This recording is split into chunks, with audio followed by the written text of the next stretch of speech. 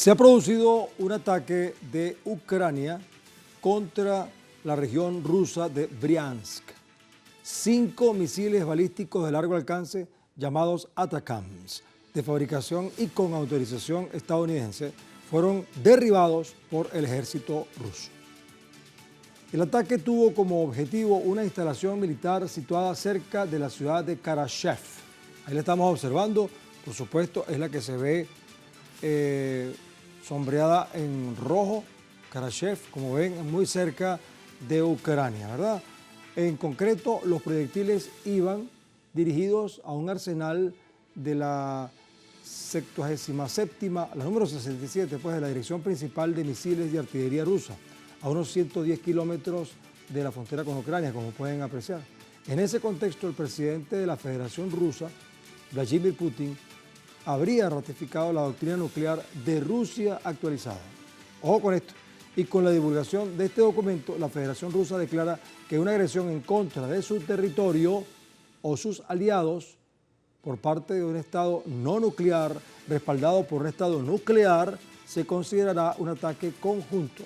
Esto significa que Rusia se reserva el derecho a utilizar armas nucleares en respuesta al uso de armas de destrucción masiva contra ella o sus aliados. Al respecto, el Ministerio de Exteriores ruso, en la cabeza de Sergei Lavrov, comunicó que si Ucrania sigue atacando objetivos en el interior del país, será considerado por Moscú como una participación directa de la OTAN en un conflicto armado con Rusia, por lo que darán una respuesta de Budapest, Hungría, participa inevitable y destructiva. Así es. La tenacidad, la vigencia. Vamos a hablar de esto, pero antes debo recordarles que a través de nuestras redes sociales, especialmente en nuestra cuenta Telesur TV en Telegram, a lo largo del día hemos sondeado la opinión de nuestros usuarios sobre el tema de hoy. Algunos de ustedes ya han contestado, quizás ya han participado, respondiendo la pregunta que les hicimos al respecto, pero vamos a recordarla para que otros participen. Ucrania ataca territorio ruso con misiles balísticos estadounidenses de largo alcance y gran impacto autorizados por Washington a 2 meses de un nuevo gobierno en Estados Unidos. ¿Qué buscan quienes controlan a Estados Unidos, la OTAN y a Ucrania? Bueno, hemos colocado 5 opciones. 1. Ganancias por venta de armas. Número 2. Una escalada bélica mundial. Número 3. Que Rusia se rinda.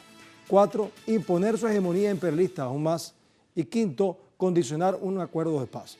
Si no has participado, aún puedes hacerlo porque más adelante revisaremos y asociaremos todas las respuestas y las tendencias que ustedes están creando al respecto. Como siempre, buscamos a alguien que nos ayude a comprender todos estos procesos porque además de complejos, son, digamos, de larga data y con unas perspectivas realmente indescifrables. Hemos llamado entonces a Gabriel Fernández, analista político, director de la Señal Medios y quien nos acompaña desde Buenos Aires, Argentina. Gabriel, ¿cómo estás? Un placer estar con ustedes nuevamente. Gracias por el llamado. Y veía las 5 opciones realmente entrecruzadas entre sí, ¿no? Ajá, hay sí. muchos elementos que están sincronizados. Sí, eso suele pasar en nuestras propuestas, pero dejamos que nuestra audiencia, se ponga a suspicar y empiece a decidir cuál de esas le parece que tiene más tendencia, ¿no? Tú sabes que en Telegram nada más que se puede escoger una y luego al final vemos en una gráfica cómo se mueven las tendencias. Pero está muy bien tu observación. Gabriel, ahora sí quiero que me digas si era predecible, previsible, pronosticable este ataque de Ucrania con misiles de largo alcance autorizados por Washington. Y evidencia la desesperación, ¿no? La autorización de Washington efectivamente implica el impulso de la acción. A tan poco tiempo de cambio de gobierno. Recordemos que cuando un gobierno sale, el que está despidiéndose ni siquiera se anima a adoptar medidas económicas importantes, ni siquiera se anima a reformulaciones estratégicas de fondo, porque sabe que viene otra gestión. Y sin embargo aquí es evidente que el gobierno norteamericano está bajo las órdenes de corporaciones armamentísticas y financieras muy importantes que necesitan la guerra. Y también nos preguntamos por qué el silencio de la OTAN que conduce la Unión Europea. Josep Borrell fue el que lo comunicó, pero las naciones que integran la Unión Europea, que está siendo monitoreada, titiriteada por la Organización del Tratado del Atlántico Norte, no están diciendo nada, como si fuera natural lo que sucede. Y a partir de allí, la otra fase de la información, porque no queda otra que una respuesta condigna por parte de la Federación de Rusia. Hasta ahora la Federación de Rusia ha sido muy paciente frente a las provocaciones, como también lo ha sido China, como también lo ha sido Irán, como los multipolares en general. Ahora bien, si están autorizando, es decir, impulsando, fomentando ataques al interior del territorio, es lógico que haya un rediseño doctrinario castrense por parte de la Federación para poder afrontar esas circunstancias. Bien. La sensación que va quedando es que en realidad ese imperio que está cayendo no se quiere ir sin dar algún tipo de batalla para impactar al planeta. Sí, bueno, y me complace mucho que hayas hecho la observación desde el principio de que estas corporaciones son las que están manejando el asunto, que no es la Casa Blanca, mucho menos Biden, que ya no sabe ni por dónde camina, mucho menos Kamala Harris, que ya no tiene nada que buscar. Pero como Donald Trump había avisado que él iba a acabar con la guerra de Ucrania, me imagino que las corporaciones armamentistas dijeron, espérate, antes que llegue Trump tenemos que armar un quilombo, como dicen en el Caribe, ¿no? Para seguir adelante. Pero vamos a sumar un dato interesante, Gabriel. Es que muchos se preguntan, ¿por qué Estados Unidos acelera la escalada del conflicto ahora? Tú adelantaste algo, pero expertos aseguran que ante la incertidumbre que genera la llegada de Donald Trump, como adelanté, a la Casa Blanca, en enero próximo, la administración de Biden, y yo creo que no es la administración de Biden, pero sí, que como coincido contigo, que son las corporaciones, pretenden acelerar la escalada del conflicto antes de irse. En este caso autoriza a Ucrania el uso de misiles de largo alcance contra Rusia, en un escenario donde parece que Occidente quiere acabar con el conflicto, cueste lo que cueste, pero para muchos Occidente afirma que es necesario reforzar lo que califica como la defensa de Kiev para facilitar cualquier futuro acuerdo de paz. Ironías del imperialismo que pregona la paz pero alimenta la guerra. Estos son algunos análisis, pero yo quisiera que tú apuntaras directo a la diana en este juego. Cuando los BRICS realizan las propuestas que están relacionadas con el desarrollo de franja y ruta, primero esas propuestas tienen carácter comercial y inversor sobre todo energético. Para ello necesitan la paz. Y las naciones que se han sumado a esta propuesta, no solo las que están adentro de BRICS, sino las que están en el entorno, han crecido, sus PBI industriales han crecido. Como contracara, lo que ha propuesto la OTAN ha sido la absorción de recursos de las zonas sociales productivas hacia las rentísticas. Primero con el salvataje de bancos, después con las compras a empresas armamentísticas. A tal punto que hasta tienen funcionarios en el gabinete que pertenecen a esas corporaciones. Bien, en ese marco lo que hay es una pulseada sobre el futuro. Y la ventaja que tiene el capital financiero concentrado y los fabricantes de armas y de ejércitos mercenarios es que no les importa la humanidad, pueden prescindir de una buena parte de ella. Mientras que los multipolares, como son parte de la producción y de la industria, necesitan a la humanidad como trabajadores y la necesitan como consumidores. Es decir, es una pulseada muy fuerte la que se está dando. Se ha dicho históricamente que no hay cambio de época sin una guerra. Es probable que algunas zonas de contienda sean inevitables. Esperemos que sean lo más acotadas posible. Pero Rusia y China, entre otros, van comprendiendo que si no se frena en serio, después de esta escalada, el accionar de la Organización del Tratado del Atlántico Norte, esto puede seguir indefinidamente. Y creo que en esta ocasión están resueltas a pegar un freno fuerte para que se vea que lo que se necesita es una sociedad amparada en la Carta de las Naciones Unidas, con reglas institucionales democráticas internas fuertes y con una economía que no sea parasitaria sino productiva. Gabriel, en ese contexto tú adelantaste que, bueno, que Rusia ha tenido paciencia. Sin embargo, la escalada del conflicto contra ese país obliga a Rusia a ejercer una respuesta contundente ante las agresiones. Esto según la existencia de un documento que permite tal acción como mecanismo de defensa. Ya lo adelantamos, la doctrina nuclear de Moscú. que señala que cualquier agresión contra ellos por parte de un país que forme parte de un bloque militar se interpretará como una agresión contra todo el bloque. Esto como referencia a la OTAN, considerando que si un país no nuclear, como es el caso de Ucrania, ataca en conjunto con uno que sí lo es, como es el caso de Estados Unidos, es una agresión coordinada. Bajo este contexto, Rusia se reserva el derecho a utilizar armas nucleares en respuesta al uso de armas de destrucción masiva contra ellas o sus aliados. Gabriel, ¿cuál es el peligro? Porque Rusia es el país que tiene más armas nucleares. También tiene armas de gran poder y otras de mediano poder, también nuclear. Y en este sentido, ¿crees tú que Putin estaría tentado a usarlas? ¿De verdad tú crees que se atreverían a eso? Yo creo que lo van a evitar en tanto resulte posible, pero si se torna inevitable frente al hostigamiento, ya sabemos que Rusia es una nación temperamental. Lo vimos cuando se expandió hacia el este la OTAN, logrando, como dijo el Papa, ladrar a las puertas de Moscú con el objetivo de provocar. Si bien fue cuidadoso Putin en el desarrollo de la contienda, tomó cartas en el asunto y se hizo presente en el Donbass, como todos lo sabemos, ya generando una instancia bélica casi definitiva por estas horas. Y el otro tema que me parece importante considerar y que preocupa mucho al centro occidental, es el reacercamiento de Rusia con Alemania. Alemania, que es la principal víctima de las políticas de ajuste de carácter liberal, antipopular, realizadas por la OTAN sobre las naciones de la Unión Europea, después de haber sido la gran protagonista del crecimiento de 2 años y medio para atrás, Alemania ha vuelto a llamar a comunicarse con Rusia para retomar este encuentro-desencuentro, esta contradanza que viven Alemania y Rusia históricamente desde tantos años atrás.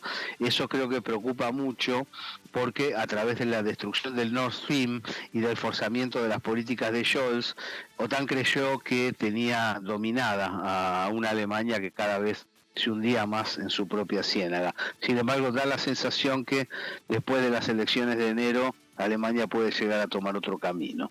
Eso, más la OPEP, más ASEAN, más la Unión Africana, más el ASEAN, más la Unión Económica Europea, más los BRICS, más la Organización de Cooperación de Shanghái, claro, son fuerzas muy potentes que dicen el rumbo está en otro lado, no está en el centro del capitalismo tradicional. Mira, Gabriel, nos queda poco tiempo contigo porque este es el primer bloque, vamos al segundo, pero no quiero irme sin que escuchemos las palabras de Sergei Lavrov, que es un canciller, que es un ministro de Relaciones Exteriores, un diplomático que podría hablar con moderación, pero a estas alturas del juego ya ha alertado las consecuencias que implicaría aprobar el uso de misiles de largo alcance contra el territorio con Estados Unidos moviendo los hilos detrás. Vamos a escuchar a Sergei Lavrov para ver qué tan diplomático está su lenguaje. Es imposible utilizar estos misiles de alta tecnología sin los estadounidenses. Putin lo ha dicho repetidamente y ha advertido sobre cómo cambiará nuestra posición si se aprueba este misil de largo alcance del que ahora hablan, hasta 300 kilómetros. Gabriel, brevemente, para despedirte, él ha dicho, Putin lo ha dicho repetidamente y ha advertido sobre cómo cambiaría nuestra posición si se aprueba este misil de largo alcance. O sea, está diciendo que ya la parte diplomática va a tener que ceder a la parte bélica. Sí, Lavrov es un pensador, es un geoestratega muy importante. Jamás hubiera dicho algo así si no se lo llevara al arrastre debido a las presiones occidentales. En ese sentido, encarna la voz profunda del gobierno del Kremlin. Por otro lado, como a la izquierda del decir, aparece Dmitry Medvedev, y luego como vocera que encarna el conjunto del parecer del oficialismo, está María Zaharova. Creo que hay que prestarle mucha atención, está muy bien pasar el discurso de Lavrov, porque de algún modo sienta los ejes del desarrollo de la acción rusa frente a esta situación. Bien, Gabriel, muy agradecido por tu participación, ha sido muy útil, muy ilustrativa, y no descartamos que te volvamos a llamar si la cosa se complica, que es lo que parece que va a pasar. Gracias, Gabriel. Hasta la próxima. Un fuerte abrazo. Gracias. Gabriel Fernández, como siempre, bien atinado. Vamos a despedir esta primera parte del programa, pero recuerden que aún tienen tiempo para participar en la encuesta que estamos haciendo y que hemos publicado en nuestras redes sociales, también en el código QR. Lo tenemos, ahí está, muy bien. y también en nuestra cuenta de Telesur TV de Telegram. Pues al final vamos a ver los resultados y las tendencias. Al volver, continuaremos analizando las consecuencias de este ataque de Ucrania a Rusia con misiles de largo alcance y gran potencia suministrados y autorizados por Estados Unidos. Pero trataremos de visualizar cómo va a reaccionar Rusia, qué trascendencia generará para el planeta y cómo veremos entonces el mundo desde el sur.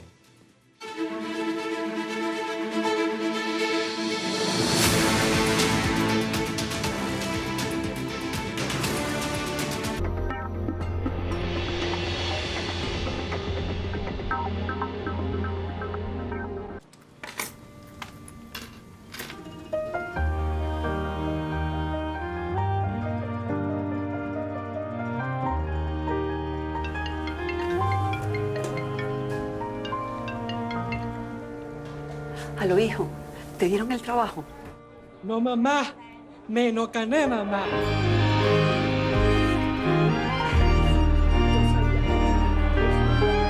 La vida te llama.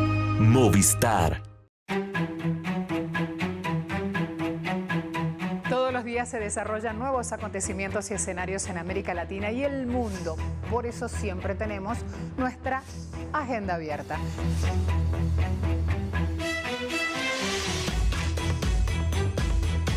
Recuerda seguirnos a través de nuestra multiplataforma y sé parte cada día de los hechos más relevantes. De lunes a viernes, solo por Telesur. El gobierno de la presidenta Xiomara Castro declaró la energía eléctrica como un bien público y un derecho humano.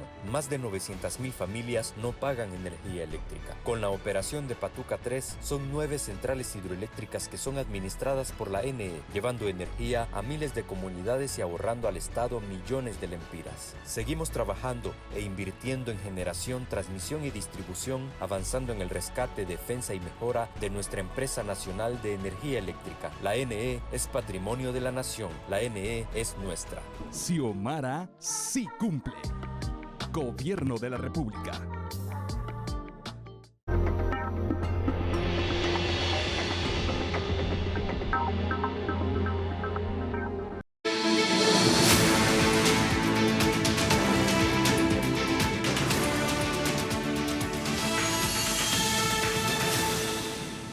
Seguimos en el mundo desde el sur analizando este asunto de que Ucrania entonces lanzó 5 o 6 misiles de largo alcance y gran potencia autorizados por Estados Unidos contra territorio ruso.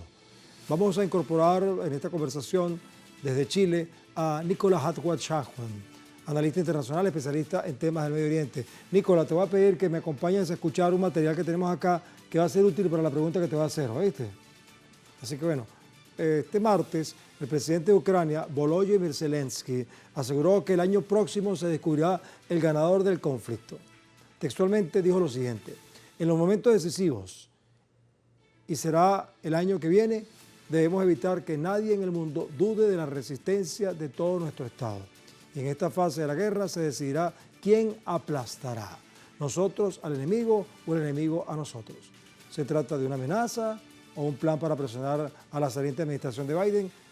Le preguntamos entonces a nuestro invitado de esta hora, Nicolás Hatwat-Chahwan, esas palabras de Zelensky, no sé cómo las ves tú, porque se parecen a una persona que está con el agua al cuello y está diciendo, lago, te estoy tragando. ¿Será algo así? ¿Ah? Claro, evidentemente. ¿Ah? Evidentemente que aquí hay una problemática gigantesca que va más allá de Zelensky. Zelensky es un payaso que lo coloca ahí George Soros y está haciendo de presidente que es única y exclusivamente un títere de la OTAN y de Estados Unidos. Estas declaraciones, como también la autorización que hace Biden para el uso de armas de misiles de largo alcance, lo que buscan es crear inestabilidad. ¿Pero por qué se busca crear inestabilidad en un momento absolutamente crítico para Estados Unidos? Porque cuando hay inestabilidad en el mundo, la gente tiende a refugiarse en el dólar o en el oro. Pero acá lo más fácil es refugiarse en el dólar. Por lo tanto, es una forma de darle un valor adicional al dólar, incrementar su valor y solamente con situaciones de crear inestabilidad en el mundo. Eso por un lado. Por otro lado, no nos olvidemos que los productores de armas en Estados Unidos son privados y el Estado se las compra, se las vende a Ucrania, pero Ucrania no las puede pagar ni las ha podido pagar. Por tal razón, Donald Trump, que no tiene nada de pacifista, ni es un demócrata, un pacifista, un respetador de los derechos humanos, no, es un empresario pragmático que se da cuenta de que los 150.000 millones de dólares que ya le ha entregado Estados Unidos a Ucrania, eso no los van a recuperar. Y eso terminará pagándolo el contribuyente norteamericano, porque la empresa privada que produce las armas lo va a cobrar sí o sí. Entonces, le urge crear inestabilidad. De esa manera sube el precio del dólar afuera, el dólar peregrino se detiene en su vuelta a Estados Unidos y además que con esos dólares ellos lo que hacen es distribuir toda la propia inflación en el mundo entero. Así que en todo este escenario no nos podemos olvidar de las palabras de Eisenhower, que él dijo: llegará un momento en que el complejo militar industrial va a gobernar Estados Unidos. Y eso es lo que está pasando. Ahora, por un lado gobierna Estados Unidos, pero por otro lado también gobierna el capital bancario, el capital financiero transnacional, que lo controlan 5 familias sionistas y que les permite también el control de los gobiernos europeos, el gobierno norteamericano. Pero aquí viene la otra problemática.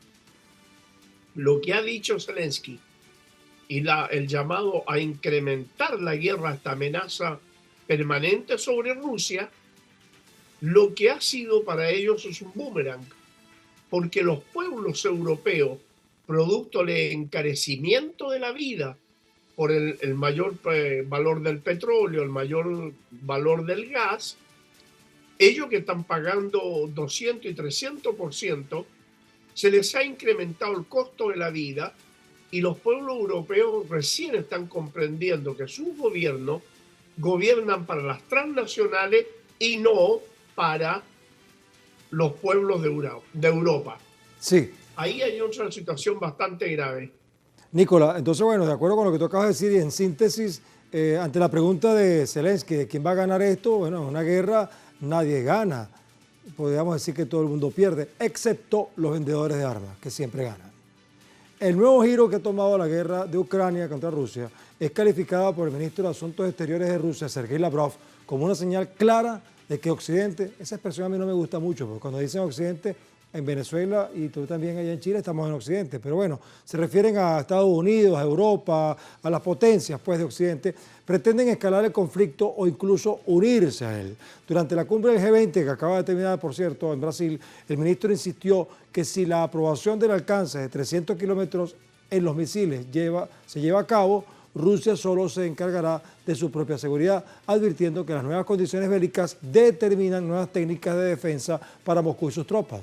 Para finalizar, el canciller explicó que Occidente, repito, se refiere a las potencias de Estados Unidos y Europa, hicieron un intento de ucranizar el debate en el G20. Sin embargo, los líderes de las naciones miembros insistieron en incluir otros conflictos en el documento sobre la declaración final del evento, que por cierto hablaron justamente del genocidio de Israel contra Palestina. Otro escenario que parece que no está aislado de este que estamos viviendo con Ucrania. Nicolás, entonces vemos que Lavrov, como lo hablábamos con Gabriel, ya está hablando en términos menos diplomáticos, está como cediendo el espacio a los que dirigen la reacción, en este caso el contraataque.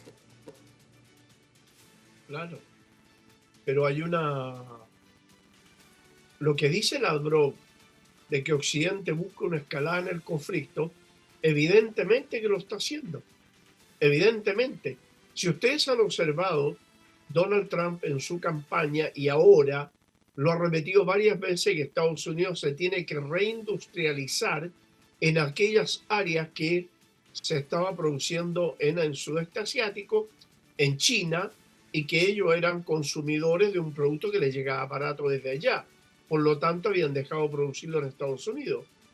Pero en ese escenario, nosotros tenemos que darnos cuenta que económicamente el mayor producto, el mayor ingreso es por la venta de armas. Entonces Estados Unidos, que es manejado por ese complejo militar industrial, se ve permanentemente creando inestabilidad y creando guerra. Amenazas en todas partes. En Siria, amenaza a Irán, amenaza a Corea, amenaza a Venezuela, amenaza a Cuba, bloquea a Venezuela, bloquea a Nicaragua. Entonces eso es muy agresivo y en este momento está como una fiera herida que va, y sabemos todo que está en una situación de jaque, muy pronto será jaque mate. El imperialismo está perdiendo absolutamente todas las áreas, ha perdido Asia, ha perdido Medio Oriente, quiere dejar como patio trasero a Europa, que lo está consiguiendo, y sabemos que ellos consideran su patio trasero a América Latina. ¿Cómo lo puede conseguir en Europa? Obligándolos a entrar en conflictos donde ellos van a depender del abastecimiento de armas norteamericanas. Y eso es lo que está pasando. Ahora, en ese escenario hay otro problema interno, que el pueblo norteamericano ya tiene claro eso y está exigiendo terminar con estas situaciones de provocaciones permanentes. Bueno. Entonces, hay toda una situación muy grave para la humanidad, porque obviamente Rusia no se va a dejar avasallar, no se va a dejar derrotar, ni pueden, ni lo van a hacer, no van a poder derrotar a Rusia, pero sí pueden alargar esta guerra a niveles en que Rusia se vea obligado a disminuir la acción en Ucrania, ya sea para que ese conflicto se prolongue el encarecimiento de la vida de los pueblos europeos y con eso el derrocamiento de algunos gobiernos en Europa. Ya vemos lo que pasó en la elección en Francia, vemos lo que está pasando en España, vemos lo que está pasando en el Reino Unido, en Bélgica, en Italia. Bueno. Ojo, que los pueblos europeos están despertando. Nicolás, bueno, muchas gracias, de verdad, agradecido. Tenemos que terminar ya, y muy ilustrativo todo lo que acabas de decir, Nicolás Atwas Shakwan, desde Chile. Bueno, déjame entonces mostrarle el resultado de la encuesta y unas conclusiones, Nicolás. Antes de terminar nuestro programa, vamos a revisar el resultado. Ucrania ataca territorio ruso con misiles balísticos estadounidenses de largo alcance, de gran impacto, autorizados por Washington a 2 meses de un nuevo gobierno en Estados Unidos. ¿Qué buscan quienes controlan a Estados Unidos, la OTAN y Ucrania? La primera opción era ganancias por venta de armas. 31% de nuestra audiencia así lo considera. Un tercio. Otro tercio, 31%, hablan de una escalada bélica mundial. Bueno, ambas cosas pueden ser. 6% piensa que están buscando que Rusia se rinda. Nadie cree eso, ¿no? Muy poca gente. Una cuarta parte, 23%, piensa que se trata de imponer su hegemonía imperialista. Y 9% dice que esto está provocando un condicionamiento para un acuerdo de paz. Tampoco mucha gente cree esto. Muchas gracias, Nicolás. Hasta la próxima. Hasta la próxima, gracias. Bueno, vamos a despedir con una conclusión. Está más que comprobado que el capitalismo salvaje, con asiento político en Estados Unidos y con especiales ramificaciones en Europa, tiene como fundamento principal la amenaza o chantaje militar contra sus potenciales o imaginarios enemigos. Un factor que también funciona como elemento de marketing, pues el miedo y las acciones bélicas reales aumentan la demanda de los productos que ofrece la industria armamentista, cuyos propietarios están agrupados en poderosos trusts con visiones fascistas, sionistas y nazistas que forman parte del plan imperialista. Ahora, la confrontación bélica que creó Estados Unidos usando la OTAN y el territorio de Ucrania como base de ataque a Rusia no ha logrado que los atacantes ganen la guerra, sino que más bien ha generado el debilitamiento y crisis social en las economías europeas y estadounidenses. Pero quienes sí están ganando en esta guerra son las corporaciones transnacionales vinculadas con la producción de insumos militares. Pues mientras más dure y sea más cruenta la guerra, más ganancias tendrán esos fabricantes de armas quienes han creado este desorden. Pero la humanidad está encaminada hacia un nuevo orden mundial donde el crecimiento se está fundamentando en la cooperación en paz. Una visión a la que se está sumando la mayoría de los pueblos del mundo desde el sur.